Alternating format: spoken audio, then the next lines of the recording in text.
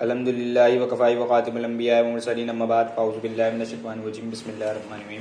ہاتھوں بھائیوں اور بہنوں، کیسے ہیں آپ لوگ؟ میرا نام ہے حسیب علی اور آپ دیکھ رہے ہیں میرا یوٹیوب چینل حسیب علی ٹی وی اور میرا فیس بک پیج HKA۔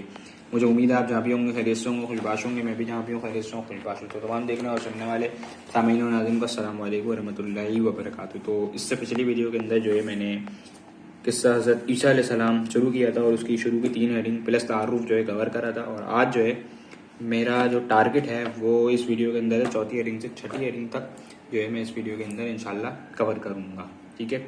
تو اگر آپ نے پچھلی ویڈیوز نہیں دیکھی تو آپ میرے یوٹیوب چینل اور فیس بک پیج پہ وہ بھی دیکھ سکتے ہیں۔ آپ کو میرے یوٹیوب چینل اور فیس بک پیج پہ وہ ویڈیو بھی مل جائیں گی، تاکہ اگر آپ پچھلی ویڈیو دیکھیں گے تو آپ کو اگلی ویڈیو جو آئے گی اور یہ والی ویڈیو جو ہے سمجھنے میں آپ کو جو ہے آسانی ہوگی۔ تو چلیں شروع کرتے ہیں۔ 4تھی ہیڈنگ سے حضرت عیسیٰ علیہ السلام کے ساتھی۔ بنی اسرائیل میں سے چند لوگ حضرت عیسیٰ علیہ السلام پر ایمان لائے۔ انہوں نے حضرت عیسیٰ علیہ السلام کی پاکیزہ تعلیمات پر عمل کیا اور آپ علیہ السلام کا ہر ممکن ساتھ دیا۔ یہ لوگ حضرت عیسیٰ علیہ السلام کے ساتھی یا حواری کہلاتے ہیں۔ ان کی تعداد 12 بیان کی جاتی ہے۔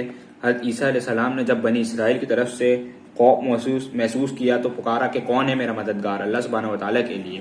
تو اس پر حواریوں نے جواب دیا کہ ہم ہیں اللہ سبحانہ و تعالیٰ کے مددگار۔ 5ویں ہیڈنگ ہے حواریوں کا ایک عجیب مطالبہ۔ حواریوں نے حضرت عیسیٰ علیہ السلام سے تقاضا کیا کہ آپ علیہ السلام کا رب ہم پر آسمان سے ایک کھانے کا خوان نازل فرمائے۔ حضرت عیسیٰ علیہ السلام نے ان سے فرمایا تم اگر ایمان رکھتے ہو تو اللہ سبحانہ و تعالیٰ سے ڈرو۔ یہ خوان جو ہے ہم جو لگاتے ہیں دسترخوان، تو خوان یعنی کہ کھانا، ایک کھانا، اور دستر یعنی کہ جو ہم چادر بچھاتے ہیں اس کو ہم دستر بولتے ہیں، جو کھانا ہوتا ہے اس کے اوپر ہم اس کو کیا بولتے ہیں؟ خوان، ٹھیک ہے؟ تو آگے چلتے ہیں۔ ان لوگوں نے کہا ہم تو صرف یہ چاہتے ہیں کہ اس میں سے کھائیں، ہمارے دل مطمئن ہو جائیں، ہم یقین کر لیں کہ آپ علیہ السلام نے ہم سے سچ کہا ہے اور ہم کھانے کا خوان اترنے پر گواہ ہو جائیں۔ حضرت عیسیٰ علیہ السلام نے اللہ سبحانہ و تعالیٰ سے خوان نازل فرمانے کی دعا کی۔ اللہ سبحانہ و تعالیٰ نے فرمایا بے شک میں تم پر کھانے کا خوان نازل کروں گا، پھر اگر تم میں سے کسی نے ناشکری کی تو میں اسے ایسی سزا دوں گا کہ پورے جہان والوں میں سے کسی کو ایسی سزا نہ دی ہوگی۔ سورہ مائدہ آیت نمبر 115 سے 116۔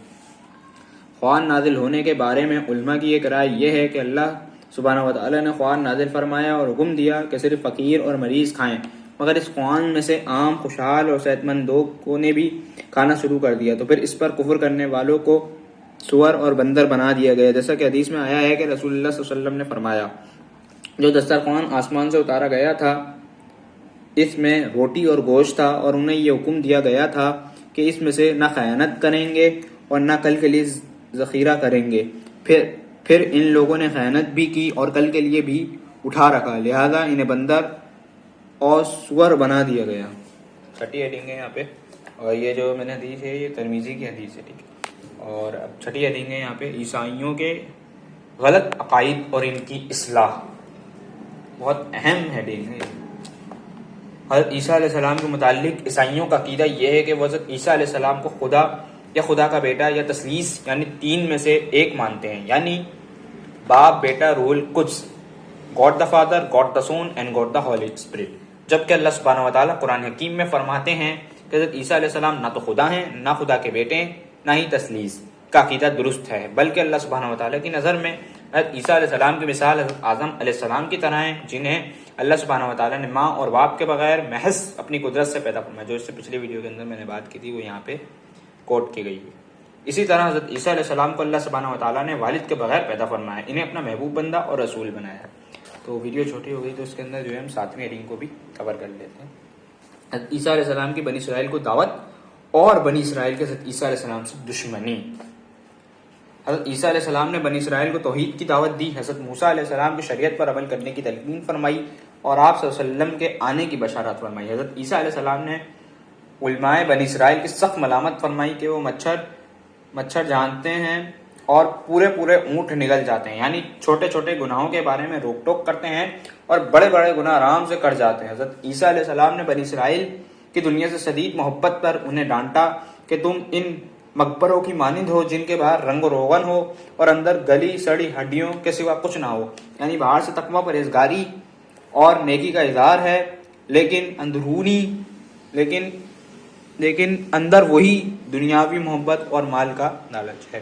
اللہ سبحانہ و تعالیٰ سے دعا ہے جو کچھ کہتے ہیں سن کر اس پر عمل کی توفیق نصیب فرمائے، اور اگر میرے سے کوئی غلط بات نکل گئی تو میں معذرت خواہ ہوں، آپ سے اپنے بھائی کو معاف کر دیے گا، اور اگر کوئی بھی بات میری کسی کو بھی بری لگی ہو تو مجھے معاف کر دیے گا، ٹھیک ہے؟ اپنے بھائی سے کو دیجیے اجازت، اللہ حافظ، دعاؤں میں یاد رکھیے گا۔